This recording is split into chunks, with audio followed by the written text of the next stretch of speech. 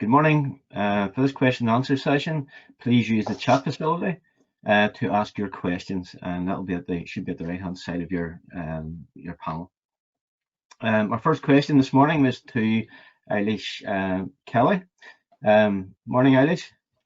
Morning. Hi.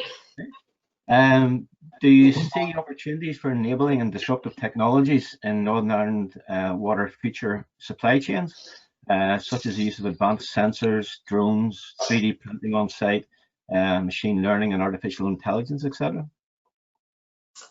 Okay, thank you, Sam. Yeah, good question. Maybe if we can just say, first of all, that sounds really good there to hear from a range of speakers. So I've learned a lot about the capability from some of our local suppliers. Yeah, so opportunities for disruptive technologies. Yes, absolutely.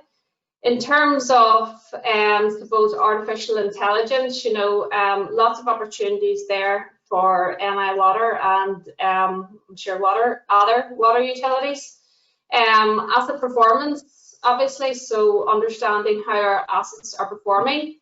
In terms of process engineering and getting the most from maybe our energy and chemical usage.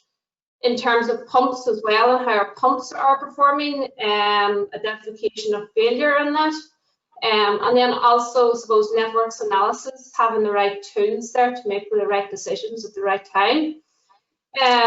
Sensor technology as well, obviously, then can be used, in our water, wastewater networks.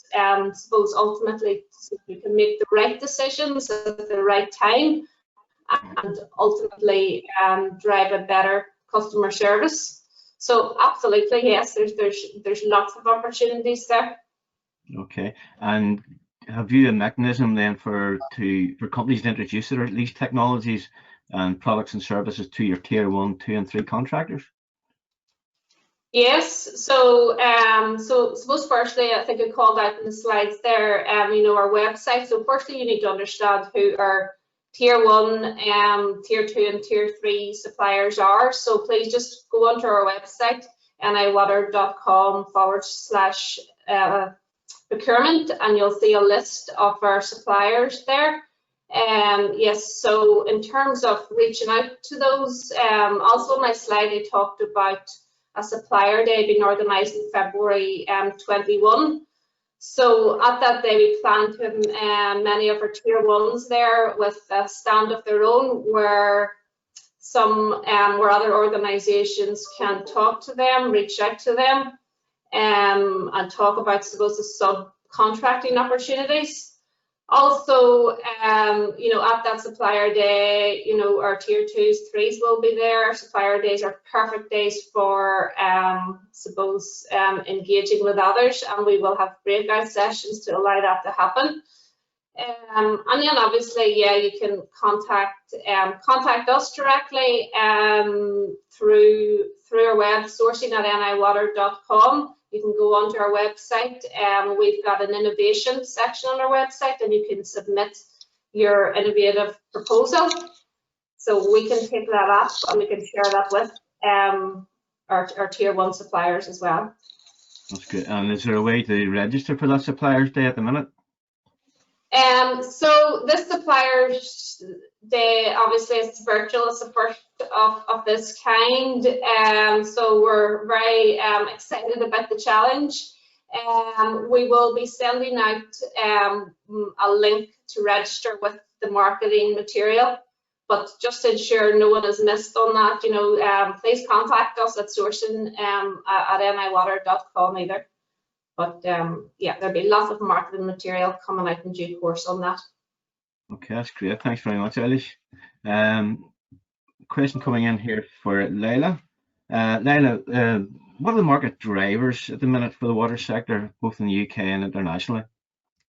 So the market drivers tend to be most of the things that people are aware of at the moment, such as climate change, population growth. Funding is obviously having an impact. So the final determinations for AMP7 were quite tight, so requiring water companies to do more with less.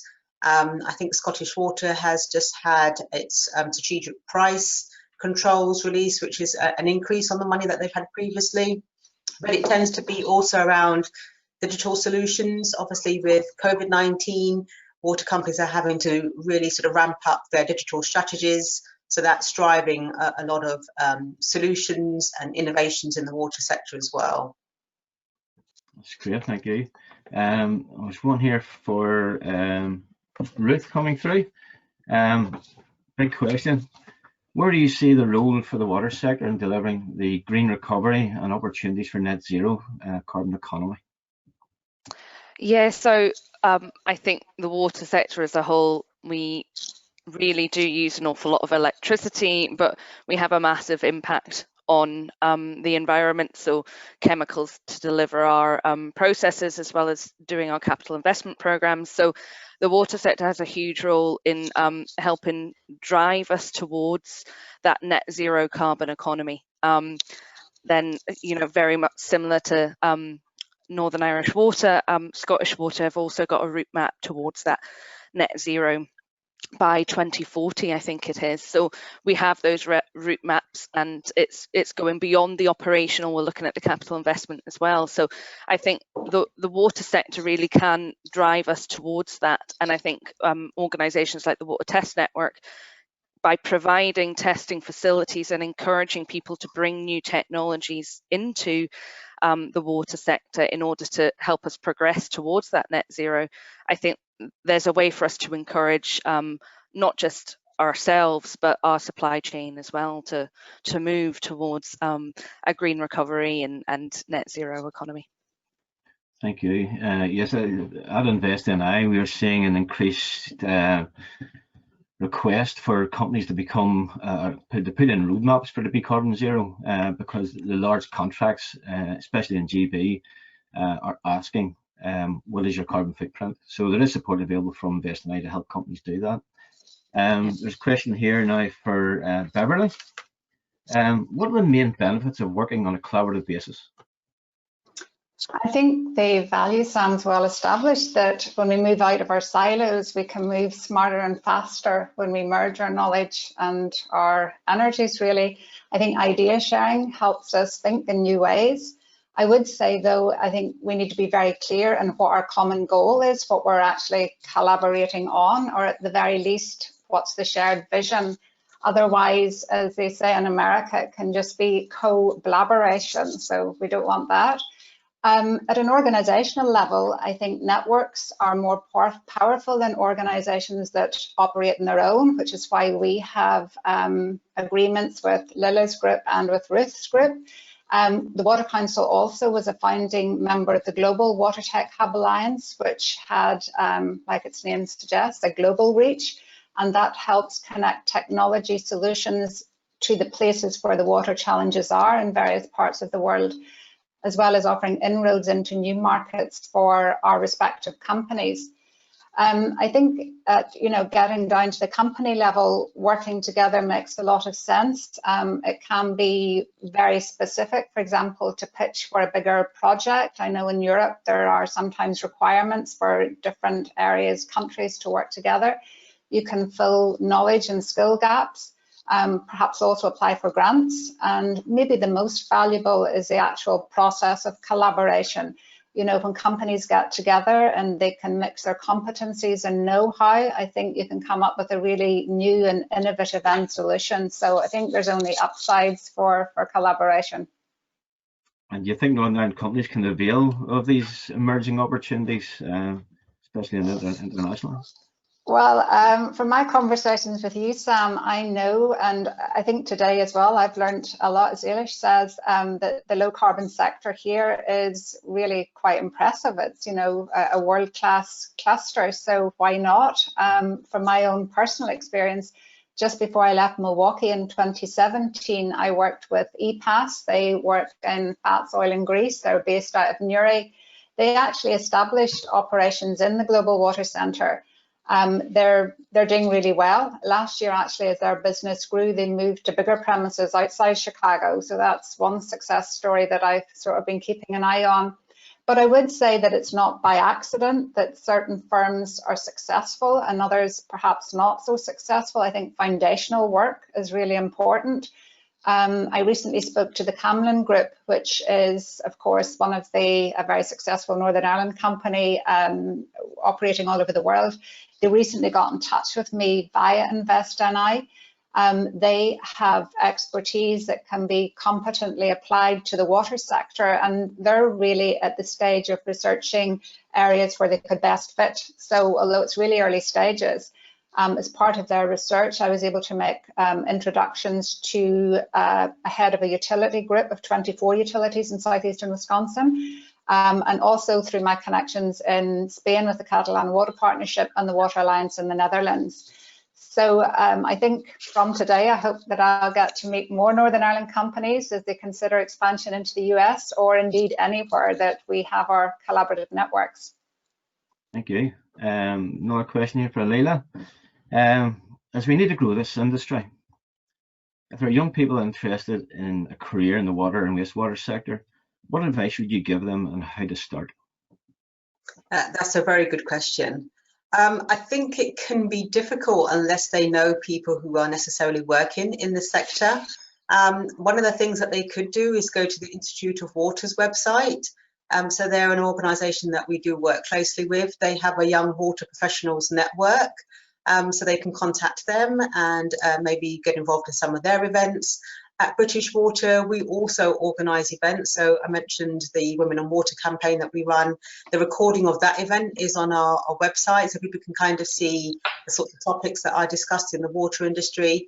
And I think that people just have to network. So connect with people on LinkedIn and in any other way that you can connect. Track companies that are of interest to you on Twitter, LinkedIn, connect and follow those organisations. And also just up your knowledge of the sector as well. So as you connect with these people and as they respond to you, just feel free to ask questions and see how they can help you and how they can support you in your career. I think the other important thing is that people should just feel free to ask as well, what's it like to do this particular job in the water and wastewater sector? Because the sector is so diverse. There are so many different types of jobs that you can do. As Beverly's mentioned, you know, you can help with international trade, you can help to sell solutions and products into the sector. So there's a wide range of roles that are available. So just ask people, what's the role like? What does it entail? Do you enjoy it even? What would you recommend? What qualifications do I need to get? So just keep asking questions, and I think that's the way to go. That's great, thank you. Another one here for Ruth. What innovations are emerging for deployment in the future to deliver efficiencies in the sector? What do you see coming through? Yeah, from coming through the water test network, we just have a huge range coming through depending on what each of those companies is specializing in.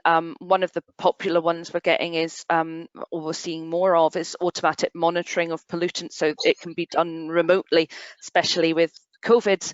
That's becoming much more relevant now than it was previously. So there's been a bit of a ramp up in terms of that automatic monitoring and remote monitoring. But we're seeing an awful lot of technologies again looking at making our processes more efficient, using less chemicals, less energy, and that's quite exciting. And we are seeing a move towards the sort of a hydrogen economy as well, on the renewable side of things, because it's a way for us to generate energy, but also we can use some of the byproducts of the oxygen in our wastewater treatment. So there are some exciting technologies coming through, but it is a lot of it now is focused on us becoming more efficient, or reducing leakages and the monitoring of that as well. Okay, thank you. Yeah, this is something we've seen at InvestNI, and some of the conversations we had yesterday with colleagues in London. Due to COVID-19, we've seen the whole digital economy and the monitoring and sensor technologies all linking to the green recovery as well. It's accelerated by some case possibly by 10 years. We were expecting these technologies to be introduced over the next 10 years, and they're coming in now very, very fast. So this is a growth area for our companies, and something to bear in mind. Okay, I think that's the last of the questions we've had coming in. So next steps.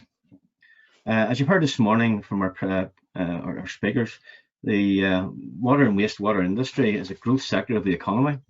It has the potential to offer business opportunities and developments locally through Northern Ireland Water, nationally and internationally through collaboration, especially with partners such as the Water Council, British Water, Department for International Trade, and also the EU Water Test Network. So what are our next steps? You have all the contact details from the presentations this morning for follow-up, but I'll send you an information sheet later this afternoon to help you engage with the various programs we have on offer. There's also virtual events because trade events can't actually take place in person now. So the virtual events, you have opportunity to engage with the sector through British Water, their UK liaison meetings, their international forum, and also then through Invest in iTrade programs. Now, going back last year, we were at Aquatech in Amsterdam, and we hope to go again in 2021. So we're going to be recruiting for that. And actually, I met Beverly, I met Leila, met Ruth, and we also had representatives and engineers from Northern Ireland Water with us at Aquatech, and it really worked well for Northern Ireland companies. And somewhere in the region about 5-6 million of new services and contracts came through from that. So it worked out really well. Other Invest in I support programs we can offer are through our energy and efficiency technical surveys to help you save energy and identify your carbon footprint. And also our Brexit advice is very important at the minute, so as we enter and prepare for EU exit. So we have support available online for that. We also have a programme for R&D to develop the new products and services and solutions needed. And Ruth McNeil from the Water Test Network can help you access the facilities and to test and demonstrate your technologies. The Collaborative Growth Programme is presently available for to scope out new projects and to investigate new opportunities, such as working with the Water Council through international collaboration. And we also know there will be an economic upturn post-COVID-19, and there will be growth in demand for skilled labour. So we're encouraging everybody today to avail of the Apprenticeship Support Programme where possible. Finally, I would like to thank all our speakers today for very innovative and informative presentations. I'd like to encourage you all to engage with our programs, and I also send a link out probably next week as we load the presentations up online and you have access to them at a later date. So on behalf of Invest Northern Ireland, I'd like to thank you all for attending this morning, and you're welcome to join us for future webinars to help you grow your business in the emerging growth sectors. Thank you very much. Thanks, Sam. Thank you. Thank you.